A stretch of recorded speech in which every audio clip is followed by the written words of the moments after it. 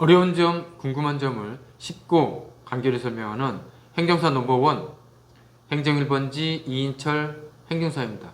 지난 1편에서는 국내에서 F6 비자로 변경이 가능한 대상자에 대해서 알아봤는데요. 이번 2편에서는 결혼 비자 허가의 가장 큰 문턱이자 2026년 새롭게 개정된 소득 요건과 의사소통을 기준으로 집중 분석해 드리겠습니다.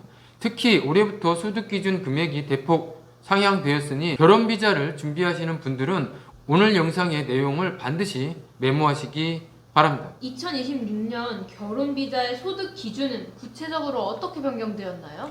예, 소득 요건은 항상 중요합니다. 2026년부터 적용되는 가구 인원수별 소득 요건입니다. 가장 많이 해당하시는 2인 가구 기준은 2,519만 5,752원입니다. 작년보다 약 160만원 정도 올랐습니다. 3인 가구는 3,215만 4,216원입니다. 그리고 4인 가구는 3,896만 8,428원으로 결정되었습니다. 5인 가구는 4,334만원대, 그리고 6인 가구는 5,133만원대로 가구원이 늘어날 때마다 기준액이 꽤 가파르게 상승합니다. 만약 8인 가구 이상이라면 추가 1인당 약 575만 5,188원씩 더해진다고 보시면 됩니다. 대상인 신랑 신부만 가족인 경우도 있을 수 있고 부모님을 모시고 함께 사는 경우도 있을 수 있는데 가구 인원이 정해지는 기준은 뭔가요? 예, 2인 가구죠. 초청인이 동거가족이 없는 경우, 한국인과 그리고 외국인 배우자인 경우는 2인 가구로 되고요. 그리고 초청인과 주민등록 등본상에 세대를 같이 하는 직계 가족이 있는 경우는 가구 인원수에 포함이 됩니다. 하지만 형제나 자매는 제외됩니다. 직계 가족은 과거 혼인관계에서 출생한 미성년 자녀나 부모, 조부모 등을 말합니다. 그렇다면 이제 소득 입증을 해야 할 텐데요. 직장인과 사업자의 경우 어떤 서류가 필요한가요? 직장인 사업자 공통적으로 필요한 서류는 소득금액 증명원과 신용정보 조회서입니다.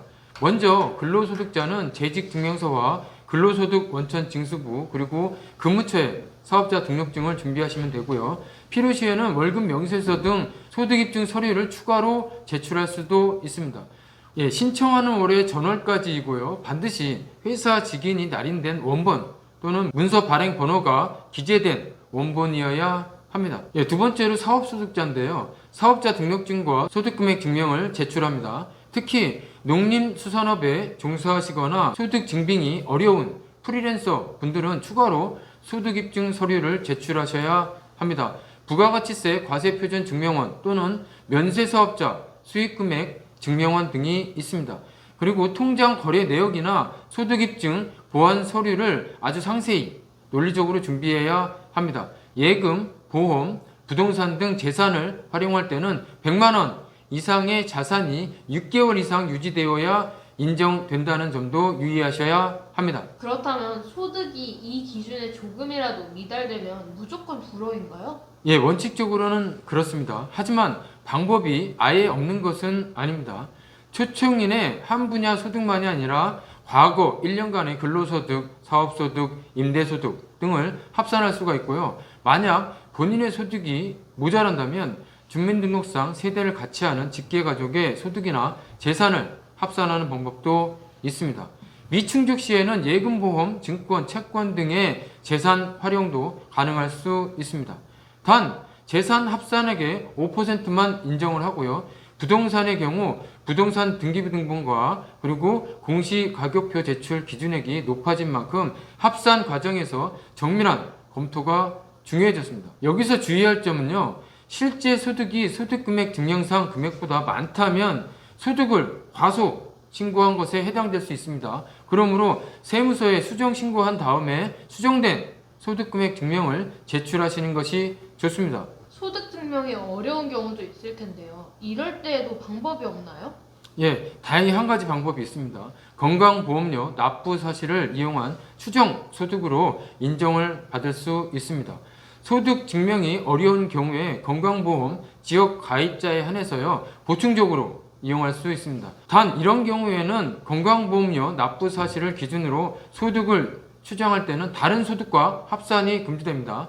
건강보험료 납부 확인서 및 건강보험 자격증실 확인서를 제출하시면 됩니다. 부부간의 의사소통도 꼭 가능해야 하나요? 그 기준이 궁금합니다.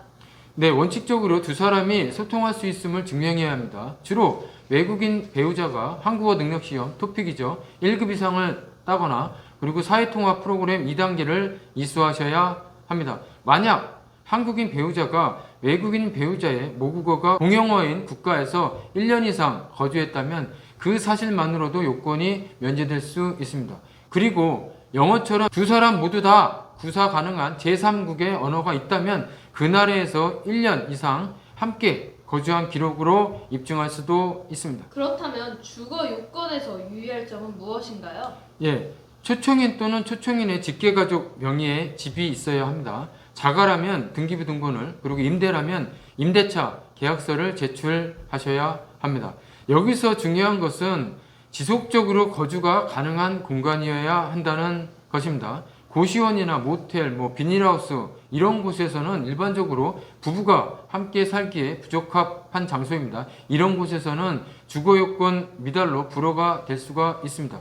사전에 주거지를 확실히 확보해 두셔야 합니다. 예, 요건이 좀 까다롭죠. 하지만 자격과 요건을 다 갖췄어도 서류 한 장을 잘못 제출하면 또 공동탑이 무너집니다.